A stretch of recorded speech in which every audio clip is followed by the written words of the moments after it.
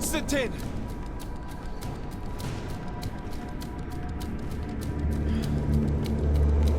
Restrain him!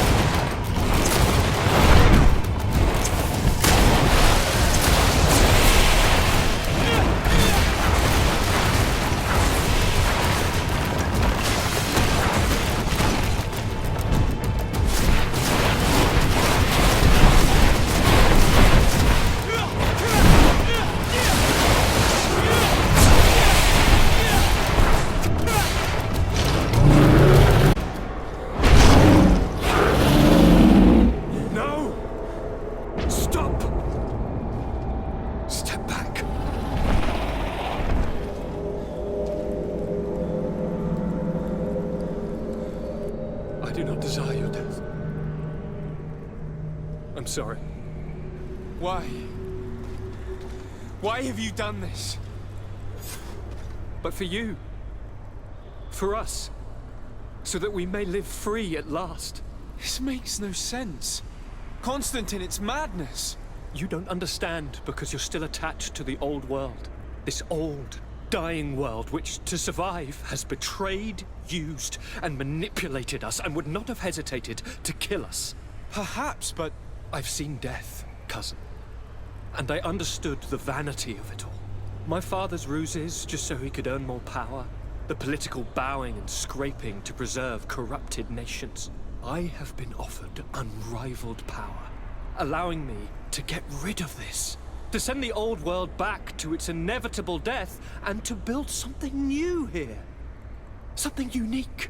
And this new world is my gift to you. You and I could be its new gods, the immortal and benevolent monarchs. He himself is the incarnation of the old world he is speaking of. He has its vices and its poison. For immortality, he's prepared to destroy everything around him, to break millennia of cycles. I implore you, flesh of my land, think of all the lives that will come to an end to feed his pride. Don't listen to this old god. He's like all the others, after all, clinging to life. All you have to do is to bind yourself here, with me. And we will be gods together, forever.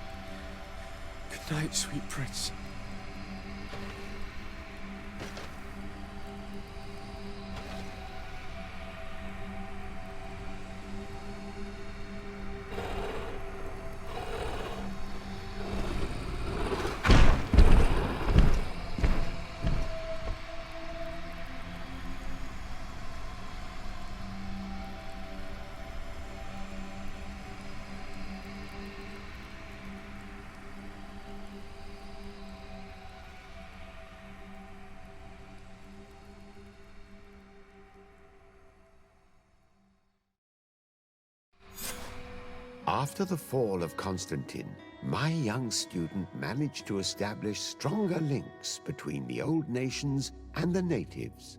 Some of their donegada were even invited to the continent, and with their help, it slowly became a land filled with life again. And for the first time in a long while, the number of cases of the Malichor is decreasing. Those who bravely fought at Dorhad Genadu were celebrated everywhere. After all, if it weren't for this unlikely alliance, the island would have fallen into Constantine's greedy hands. Sieglinde took Kurt as an advisor, but he insisted on keeping his place alongside his former student and friend, watching his back, as he always had. Siora obtained the title of Marl of the Red Spears alongside her twin. She leads them with wisdom, but often reunites with the one she still calls her Karants. Afra set aside her weapons and went back to her research on the native culture and flora of the island. It is said that she is even writing a book with the help of Dunkas's clan when not visiting her friends. For his bravery, Vasco was awarded the rank of commander. He now has a whole fleet, but he often comes back to visit his brother-in-arms. Petrus's ambitions have finally been fulfilled. He obtained the much-coveted title of Cardinal. Despite the responsibilities implied by such a title, he still sometimes visits the one he calls his child. Despite the help Ulan received, which allowed him to restore the importance of the seaside Nemeus, he still had to renounce the role of Marl as he faced the contempt of the other clans. Her friendship with Aranaikse helped Deirdre to overcome her reticence. She willfully accepted to follow the orders of her new High King. Dunkas and his people spent a lot of time with savants and theologians. Patiently, they shared their knowledge of the earth and learnt new techniques from one another, and in so doing, they restored balance between the New World and the Old. Following the investigations revealing the horrifying practices of Dr. Asili, the Alliance changed their methods and even appointed an ethics council to oversee the work of its scholars. The public revelations of St. Matthias's life led to a deep change in Ptolemy. The Ordo Luminis was dismantled for good, and the missionaries' purpose is now to establish dialogue rather than conversion. Aware that their culture of secrets would lead them to their demise, the Nords changed their methods. They welcomed numerous new recruits amongst them, notably natives. Under Sieglinde's control, the Guard returned to the honorable values that had made its reputation. And they did so all the more easily now that their shadiest members were out of the picture.